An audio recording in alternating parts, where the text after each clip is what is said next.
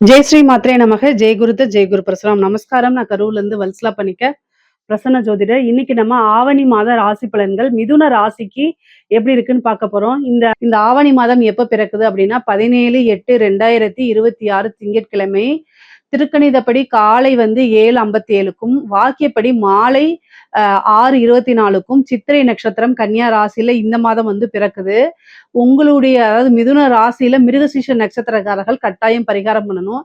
இந்த மாதம் சித்திரை நட்சத்திரத்துல பிறக்கிறதுனால அதோடைய அணுஜென்மம் திரிஜென்ம நட்சத்திரக்காரர்கள் பரிகாரம் பண்ணணும். மிதுன ராசியில இருக்கக்கூடிய மிருகசீஷ நட்சத்திரக்காரர்கள் கட்டாயம் பரிகாரம் பண்ணணும். என்ன பரிகாரம் பண்ணணும் அப்படின்னா, அருகில் இருக்கக்கூடிய ஆலயம் சென்று அங்க இறைவனை வழிபாடு பண்ணிட்டு ஏழை எளியர்களுக்கு பழம் வாங்கி தானம் பண்ணுங்க. கொய்யாப்பழம், ஆரஞ்சு, ஆப்பிள் உங்களால என்ன முடியுதோ, கொய்யாப்பழம்லாம் ரொம்ப விலை கம்மி தான். அதை கூட வாங்கி தானம் பண்ணலாம். இல்ல ஒரு ஆரஞ்சு எடுத்து தானம் பண்ணலாம். அல்லது கோமாதா பூஜை பண்ணலாம். அதாவது மாட்டுக்கு வாழைப்பழம் வாங்கி கொடுக்கறது, இல்ல ஏதாவது ஒரு பழத்தை சாப்பிட்றதுக்கு குடுக்கிறது. இதெல்லாம் ரொம்ப ரொம்ப நல்லது. இதனால என்னன்னா, ஒரு வருடம் முழுவதுமே உங்களுக்கு பணத்தட்டுப்பாடு அப்படிங்கிறது இருக்கவே இருக்காது. மிகப்பெரிய லெவல்ல வளர்ச்சி கிடைக்கும். அதே மாதிரி திடீர் விபத்து, கண்டங்கள், டென்ஷன் இந்த மாதிரி இதெல்லாம் ஒரு வருடம் உங்களுக்கு வரவே வராது. பொதுவாவே பார்த்தீங்கன்னா, மிதுன ராசிக்கு இந்த மாதம் நல்ல அற்புதமான பலன்கள் தான் சொல்லுவேன். 11ஆம் அதிபதி செவ்வாய் உங்களுடைய ராசியிலே இருக்கிறது நல்ல பலன்கள்.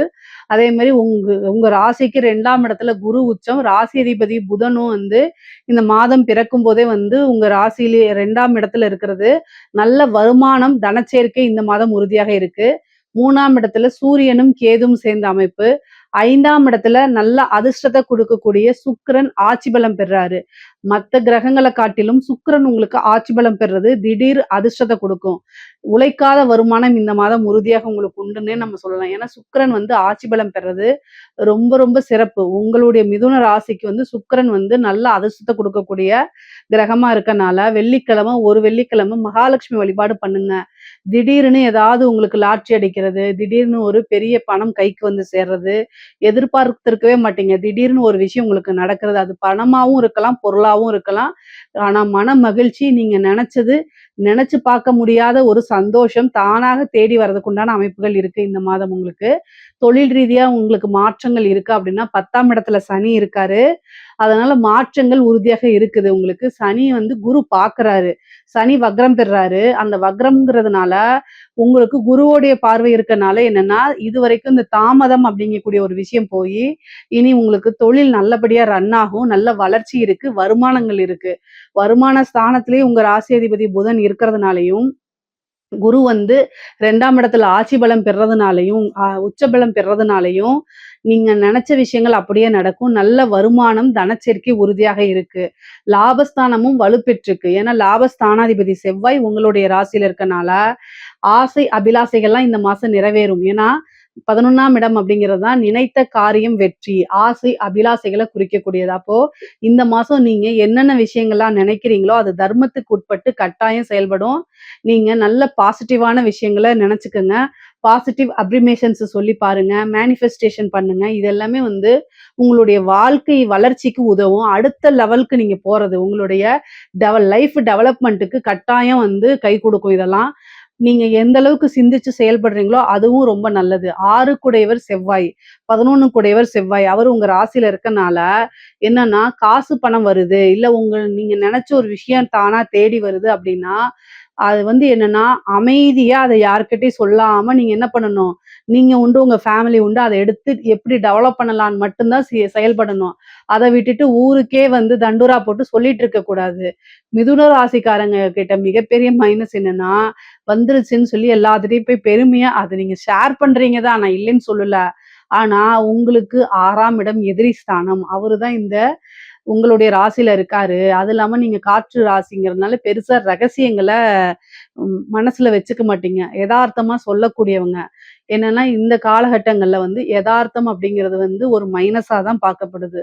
ஸோ அதனால நீங்க என்ன விஷயங்களை செய்றீங்களோ, விளம்பரம்ங்கிறது உங்களோட பிசினஸ்க்கு மட்டும்தான் இருக்கணும். ஆனா உங்களுக்கு கிடைக்கக்கூடிய காசு, பணம், ஒரு அதிர்ஷ்டம் இது எல்லாமே வெளியில சொல்லாதீங்க. சொன்னீங்க அப்படின்னா கொஞ்ச நாள் தான் இருக்கும். அதுக்கப்புறம் அப்படியே போயிடும். அடுத்தவங்களுடைய திருஷ்டி வரும். ஏன்னா 6ஆம் இடம்ங்கிறது திருஷ்டி. அப்போ திருஷ்டி தோஷம் உங்களுக்கு அதிகமாக இருக்கனால, அது கூட நான் ஏன் இந்த மாதம் சிறப்பாக சொல்றேன்னா, சனி வந்து உங்களுக்கு 10ஆம் இடத்துல இருந்து 7ஆம் இடத்த பாக்குது. செவ்வாயும் 7ஆம் இடத்த பாக்குது. 7ஆம் இடம் அப்படின்னா ஆப்போசிட்ல இருக்கக்கூடிய பர்சன். நீங்க போய் எனக்கு இது கிடைச்சிருக்கு, எனக்கு இது கிடைச்சிருக்குடா, கிடைச்சிருக்குடி அப்படின்னு நீங்க சொல்றீங்க அப்படின்னா, பரவாயில்ல இவளுக்கெல்லாம் கிடைச்சிருச்சு அப்படின்னு அவங்க ஒரு திருஷ்டி போடுவாங்க. அந்த திருஷ்டி உங்கள பாதிச்சு, இனிமே உங்களுக்கு அடுத்து வரவே வராது. அந்த மாரி ஆயி போயிரும். அதனால நான் என்ன சொல்றேன்னா, அடிக்கடி வீட்ல பெரியவங்க கிட்ட சொல்லி திருஷ்டி சுத்தி போட்டுக்கங்க இந்த 1 மாசத்துக்கு. அதே மாரி கிடைக்கக்கூடிய ஒரு விஷயத்த மிகைப்படுத்தி யார்கிட்டயும் சொல்லாதீங்க. இத மட்டும் இந்த மாசம் ஃபாலோ பண்ணுங்க. எல்லாமே நல்லா நடக்கும். சரிங்களா? அதே மாரி வாக்கு ஸ்தானத்துல புதன் வந்து இருக்கனாலயும், நீங்க அத பெருசா உங்களுக்கு கிடைச்ச ஒரு திடீர்னு ஒரு அதிர்ஷ்டம் இருக்கு அப்டின்னா, அத வந்து யார்கிட்டயும் ஷேர் பண்ணாதீங்கன்னு தான் நான் சொல்றேன். அத ஷேர் பண்ணக்கூடிய அமைப்புகள்ல கிரகம் இருக்கனால, அத எப்படியாவது கட்டுப்படுத்துங்க அப்படிங்கிறத சொல்றேன். இஷ்ட தெய்வத்த வழிபாடு பண்ணுங்க. குலதெய்வத்த வழிபாடு பண்ணுங்க. உங்களுடைய ராசி அதிபதி உச்சபலம் பெறதுனாலயும், இந்த மாதம் வந்து நீங்க தொட்டது எல்லாமே சக்சஸ் ஆகும். பிசினஸ பொறுத்தவரைக்கும் உற்பத்தி சார்ந்த தொழில்கள் இது சூப்பரான மாசம். அதே மாரி இறக்குமதி, ஏற்றுமதி சார்ந்த தொழில்கள் நீங்க ரொம்ப ரொம்ப நல்ல லாபம் பார்க்க முடியும். உங்களுக்கு பிசினஸ்ல வந்து பார்த்தீங்கன்னா, நல்ல வருமானம், லாபங்கள் கிடைக்கிறதுக்கு உண்டான அமைப்பு இருக்கு. உத்தியோகத்த பொறுத்தவரைக்கும் நல்ல அமைப்பு. 6 குடையவரே 11ஆம் அதிபதியாகி உங்களுடைய ராசியில இருக்கிறதுனால, வி நீங்க உத்தியோகத்துல வந்து நல்ல ப்ரமோஷன், நல்ல வருமானம், திடீர்னு பதவி உயர்வு, சேலரி இன்கிரிமெண்ட் இது எல்லாமே கிடைக்கும். நீங்க எதிர்பார்த்திருக்கவே மாட்டீங்க. நமக்கா இந்த பொசிஷன் அப்படின்னு. உங்களுக்கு ரெககனைஸ் கிடைச்சா தான் இந்த அதிர்ஷ்டம் அப்படிங்கிறது நல்லா இருக்கனால, திடீர்னு உங்களுக்கு எல்லா விஷயமும் நடக்கும். ஸோ நீங்க இந்த மாதம் முழுவதுமே மனமகிழ்ச்சியாக இருக்கக்கூடிய மாதமா தான் உங்களுக்கு இருக்குது. அதேமாரி இப்ப காதல் சம்மந்தப்பட்ட விஷயங்கள் இருக்கு. உங்களுக்கு காதல் ரீதியா இருக்கக்கூடிய அத்தன பிரச்சனைகளுமே சால்வ் ஆகுறதுக்கு உண்டான அமைப்புகள் இருக்கு. சண்டை சச்சரவுகள்லாம் முடிஞ்சு, ஒரு இணக்கமான சூழ்நிலைகள் உருவாகும். அப்புறம் நெறைய பேத்துக்கு மேரேஜுக்கு உண்டான முன்னெடுப்பு நடக்கிறதுக்கு வாய்ப்பு இருக்கு. சனியும், செவ்வாயும் பார்க்கறதுனால, திருமணம் சம்பந்தப்பட்ட விஷயங்கள் அப்படிங்கிறது உங்களுக்கு நடக்கும். ஆனா, அதுல வந்து ஏதாவது ஒரு சண்டை சச்சரவுகள் நடக்கும். அதனால ஆஞ்சநேயர் வழிபாடு, முருகன் வழிபாடும் பண்ணிக்கிட்டு, அதுக்கப்புறம் திருமணம் சார்ந்த விஷயங்கள பேசுறது, பண்றதெல்லாம் ரொம்ப ரொம்ப நல்லது. இல்ல அப்படின்னா, ஏதாவது ஒரு திருஷ்டி மாரி வந்து நிக்கும். அதனால கவனமாக இருந்துக்கணும். திருமணம் சம்மந்தப்பட்டதெல்லாம் சில பேருக்கு பேசி, அது ஒரு பெரிய சண்டைகள், சச்சரவுகள் நிக்கிற வரைக்கும் போயிரும். அதனால தான் கவனமா, அத ஸ்டார்ட் பண்றதுக்கு முன்னாடி ஆஞ்சநேயர் வழிபாடும், முருகன் வழிபாடும் 2 வழிபாடுமே நீங்க பண்ணணும். அப்பதான் வந்து அது உங்களுக்கு ரொம்ப ரொம்ப நல்லது. பொதுவாவே வந்து படிக்கக்கூடிய குழந்தைங்களுக்கு படிப்புல நல்ல உயர்வு, அதே மாரி ஞாபகத்திறன், நல்ல மார்க் இதெல்லாம் இருக்கும். டீச்சர்ஸ் கிட்ட நல்ல ஆசீர்வாதம் வாங்கிக்கங்க. அவங்க கிட்ட நல்ல ஒரு இணக்கமான சூழ்நிலைகள உருவாக்கிக்கங்க. அதுதான் ரொம்ப நல்லது. பொதுவா மிதுன ராசியில இருக்கக்கூடிய படிக்கக்கூடிய குழந்தைகள் வந்து நல்ல புத்திசாலி குழந்தைகள் தான். ஆனாலும், நீங்க வந்து சின்ன சின்ன அலட்சியத்தினால சின்ன மார்க்க விட்டுருவீங்க. ஒரு பக்கத்துல வந்துட்டு அது ஒரு அலட்சியம் மைனர் மிஸ்டேக்னால நெறைய மார்க்க இழக்கிறதுக்கு வாய்ப்புகள் இருக்கு. கவனமாக இருக்கணும். பேரண்ட்ஸ் வந்து குழந்தைகள கட்டாயம் வழிநடத்தணுங்க. அப்புறம் வந்து உயர்கல்வியில இருக்கவங்களுக்கெல்லாம் நல்ல மதிப்பெண்கள எடுப்பீங்க. திடீர்னு ஒரு இன்டர்ன்ஷிப் கிடைக்கும். திடீர்னு ஒரு பக்கம் ஜாப் கிடைக்கும். நல்ல அமைப்புகள் இருக்கு. வெளிநாடு போகக்கூடிய அமைப்பு நெறைய பேத்துக்கு இருக்கு. ராகு 9ஆம் இடத்துல இருக்கனால, கல்வி ரீதியாகவோ, படிப்பு ரீதியாகவோ அல்லது வந்து உத்தியோக ரீதியாகவோ, பிசினஸ் ரீதியாகவோ வந்து என்னன்னா, வெளிநாடுகளுக்கு செல்லக்கூடிய அமைப்பு இருக்கு. நெறைய பேர் வந்து ஃபாரின் போய் வேலை பார்க்கணும்னு நெனைப்பீங்க. அவங்களுக்கெல்லாம் ராகு வந்து 9ஆம் இடத்துல இருக்கனால டக்குன்னு கிடைச்சிரும். நீங்க தாராளமா ட்ரை பண்ணுங்க. இந்த மாசத்திலேயே நீங்க போகுறதுக்கு உண்டான அமைப்பு. வெளிநாடுகளுக்கு செல்லக்கூடிய அமைப்புகள் இருக்கு. 3ஆம் இடத்துல இருக்கக்கூடிய சூரியன் ஆட்சி பலம் பெற்றிருக்கனால, எந்த விஷயத்த செஞ்சாலும் சரி உங்களுக்கு சக்சஸ் கிடைக்கும். ஆட்சி பலம்ங்கிறது நல்ல கிரக பலமா இருக்கனால, சூரியனும் கேதுவும் சேர்றதுனால, எல்லாத்துலயுமே உங்களுக்கு வெற்றி வாய்ப்புகள் இருக்கும். வெற்றி வாகைன்னு சொல்றோம்ல, அந்த மாரி தான். எத தொட்டாலும் சக்சஸ். நல்ல அமைப்பு பலாபலன்கள்லாம் உறுதியாக இருக்கு. சில பொ வ தெய்வ வழிபாடுகள மட்டும் பண்ணிக்கங்க. அதே மாரி குரு வந்து அஷ்டமஸ்தானத்த பார்க்கறதுனால, உங்களுடைய தேக ஆரோக்கியத்துல கவனம் தேவை. நீங்க எத செஞ்சாலும் சரி யோசிச்சு செயல்படணும். சனி வந்து உங்களுக்கு 4ஆம் இடத்த பார்க்கறதுனால, வண்டி வாகனங்கள்ல போகும்போது கவனமாக போகணும். தாயாருடைய உடல்நிலையில கவனமாக இருக்கணும். தேக ஆரோக்கியத்துல கவனமா இருக்கணும். இந்த சர்ஜரி இந்த மாரி அமைப்புகள்லாம் வர்றதுக்கு உண்டான வாய்ப்பு இருக்கனால, ரொம்ப ரொம்ப கவனமா இருக்கணும். 4ஆம் இடத்தையும் சனி பாக்குது. 7ஆம் இடத்தையும் சனி பாக்குது. செவ்வாய் பாக்குது. 4, 7 அப்போ ஆணாக இருந்தால் அம்மாக்கும், ஒய்ஃப்க்கும் சண்டை சச்சரவுகள் வரும். அதனால பிரிவினை வரும். இதெல்லாம் நீங்க இந்த மாதம் வந்து மேனேஜ் பண்ணணும். ரொம்ப கஷ்டம் தான். மன ரீதியா தாக்குதல்கள் இருக்கும். ஒரு பக்கம் பிசினஸு, உங்களோட உத்தியோகம், காசு, பணம் எல்லாமே குரோத் ஆகிட்டு இருக்க டைம்ல, அதுல கான்சன்ட்ரேட் பண்ண முடியாம, ஃபேமிலிக்குள்ள பிரச்சனைகள்னால உங்களுக்கு இந்த மாதம் வந்து என்ன செய்யறதுங்கிறத மனநிலை அப்படி இருக்கும். ஆனா, அத சரி பண்ணிக்கிறதுக்கு நீங்க நெறைய முயற்சிகள் எடுக்கணும். தெய்வ வழிபாடு பண்ணிட்டீங்கன்னா, இந்த பிரச்சனை வராம கூட போயிரும். ஆனா வந்து தாயாருடைய தேக ஆரோக்கியத்துல கூடுதலா கவனம் தேவை.